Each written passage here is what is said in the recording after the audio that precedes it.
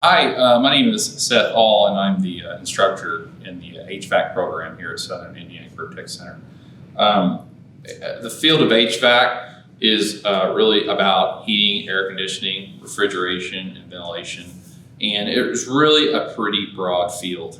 Most of the programs down this hall all have something related with HVAC. So usually what I tell people, if you are somewhat undecided, maybe I don't know what I want to do, but I know I want to work with my hands.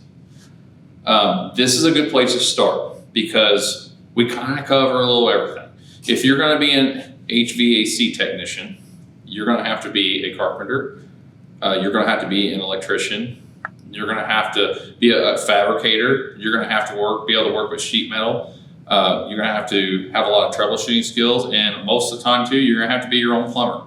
So we're going to cover basically everything you see down our hall all in one course and try to cram it all together. And for a technician to succeed in this trade, you really have to be pretty good at all of those things. But the nice thing about HVAC is it's also broken down into several different disciplines. So if you decided that, I really like the electrical portion of this, but I didn't care for the fabrication, that's okay. You could still stay in HVAC and make a whole career just working on the electrical part of it. Maybe you like the duct fabrication, working with sheet metal and welding, which is something else we do in here. That's also a whole career all by itself. So you can make your next, after high school, your next steps all based on working with sheet metal. Plumbing, same thing. If you decide, well, I like working with piping. I like working with the equipment used to install piping, and you can make a whole career just doing that. So that's something I think is unique about this class and this trade compared to other things. If you're going to be in HVAC, one of the things that I think is a positive about the craft too is you're never in the same place every day. You're always somewhere different. You are usually outside. So if you're a person who likes to spend a lot of time outdoors, this is probably a good job for you. It doesn't require a huge amount of training after high school. A person could get right out of this program and technically go straight to work in the field with any extra education. But there is opportunities available in the form of apprenticeships, and you can get Ivy Tech has a great program which we do dual credits through, and that would be a next step after high school that you could take. But it's not necessarily, if you don't feel like you're college bound, you could be very successful in this career if you wanted to be, if you wanted to do it. And it wouldn't take you a whole lot of time. I would expect anybody who left this class and went straight into the trade, by the time they're 24, 25 years old, you would be topping out as a journeyman, and depending on which discipline you chose to be an expert in, pay ranges anywhere between $30 and $40 an hour. So there's a very good likelihood if you put in a lot of effort and create a good name for yourself that you will be able to get to that level in just a short amount of a few years after high school. So this class, I don't, one thing else I tell my students, getting out of high school and going into trade, there's not a lot of investment that you need to make to do this. A lot of trades and a lot of disciplines, you have to go into it and spend a lot of money on tools and equipment. In this trade, you can expect your contractor to buy most of this stuff for you. Most employees are only required to have minimal amounts of hand tools. So that's kind of a plus. As far as, your apprenticeships, if any training is required, most of the time your employers are going to pay for that up front. So that's kind of a plus too. Even if you do need extra training or maybe schooling through that apprenticeship program, you're not going to be out anything. In fact, my apprenticeship, I went through a 5-year apprenticeship. When I was on site in the classroom or in a lab in a similar structure building like this, I was actually paid to be there. So that's a big plus. I don't think too many people can say they got actually paid to go to school. So that's a big plus of a lot of these programs. So it's something to really think about. A little bit about myself. though I mentioned I went through a 5-year apprenticeship, I spent 18 years in the trade. I worked for a couple of different shops in town doing HVAC installation. I also did a little sheet metal fabrication, and in the later part of my career, I was a service technician. So I moved through different phases of the craft and spent plenty of time doing each discipline. So I I'm a good resource as what can you expect if I wanted to do just this portion. So you can kind of say I've experienced quite a bit of it, and I'm able to relate to the students and tell them, well, this is something you like to do. Maybe you should look at this part of it, So that's one plus of having somebody like me around who's actually been through it and actually done it. And as far as education and teaching, this is just year number 4 for me. So my classroom, I run it probably a lot differently than you would see in a lot of probably what you're used to. I don't do a lot of homework.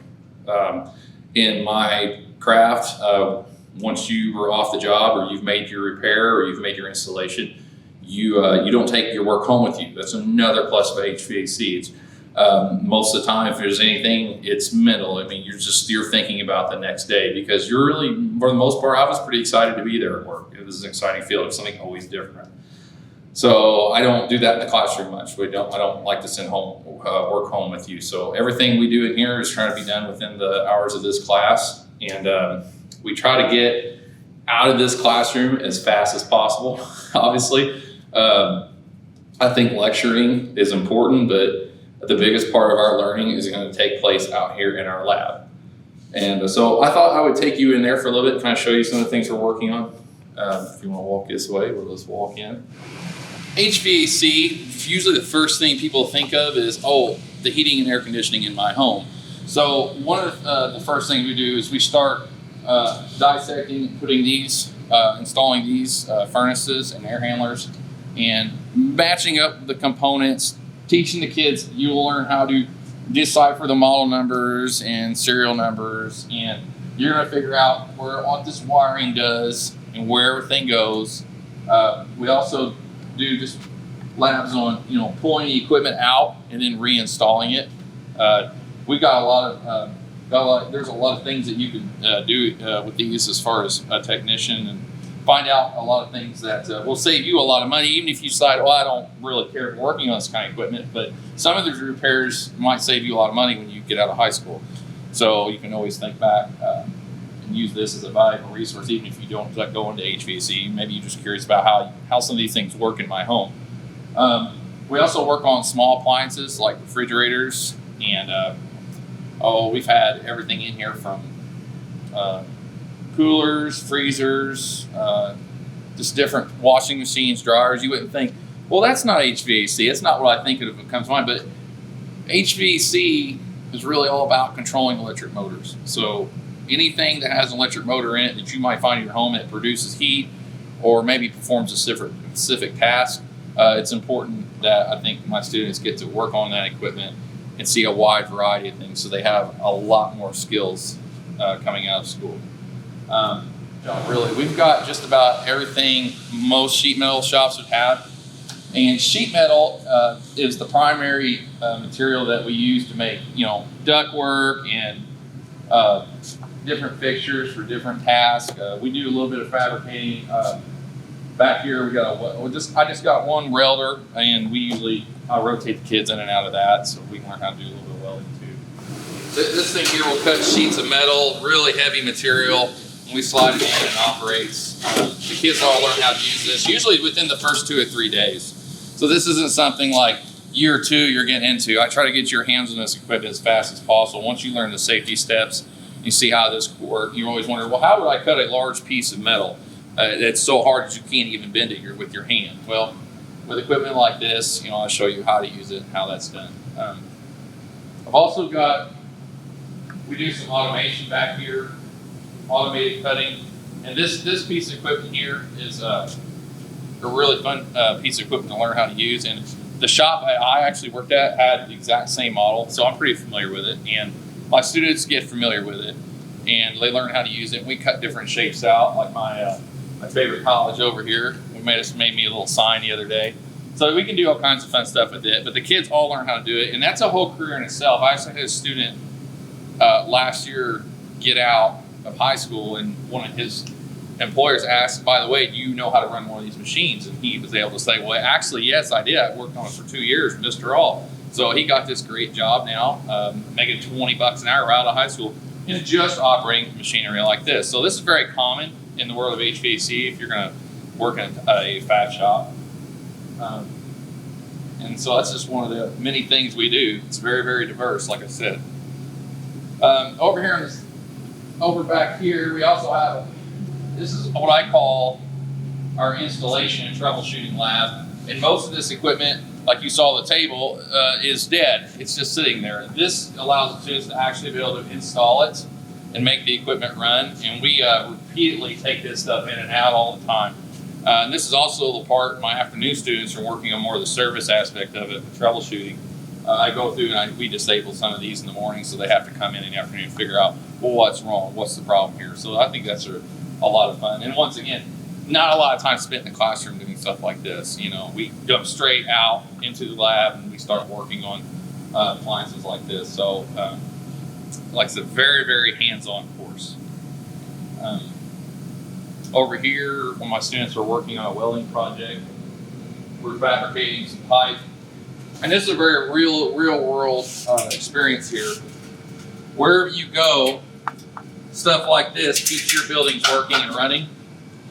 And these are just some of the basic skills they learn to help do those things, keep those things going. The structure of class, year one, when you came here, a lot of the skills you will be focusing on is sheet metal fabrication. We'd start talking with that. We move into airflow and basic electrical troubleshooting. And in the last part of your first year, last semester, we focused primarily on refrigeration, and we all get a certification by moving through that last semester of your second year.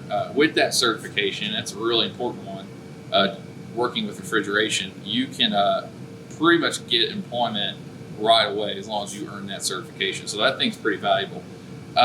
And I do that my first year. And the reason I do that my first year is I have a lot of people who come into that first year as a senior and say, hey, I can't come back next year to take a second year of a course. What's the best tool you can give me to put on a resume? And I feel like that certification is very important working with refrigeration. It's the EPA 608. Those of you may have heard about it. So I get my first year students that by the end of the year.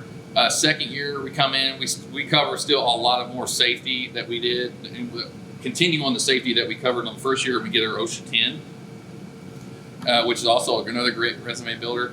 And then the second semester of your senior year, after we've done all the troubleshooting and the electrical portion of this class, a lot of my kids choose to go out on internships in their second semester. So second year students that are, on a path to graduate can go work in the field instead of coming to this class for 2.5 hours, just like a lot of the other programs we have in here. And most of my students take advantage of that. We've got quite a few partners in the industry that are more than willing to hire a good student with a good reputation and some certifications to put on his resume. And once again, I talked about earlier about getting paid to go to school. It's just another opportunity to do that. And I'd have to say most of your high school companions probably won't be able to say that. So that's something unique that we do around here. We usually have, like I said, pretty high participation in that. Most of my students don't have any problem getting into the industry for internships. So that's just one major plus about the program. My name is Seth All, and I thank you for taking this tour with me today. If you have any questions, please feel free to email me, and don't forget to apply on our website to become part of our program.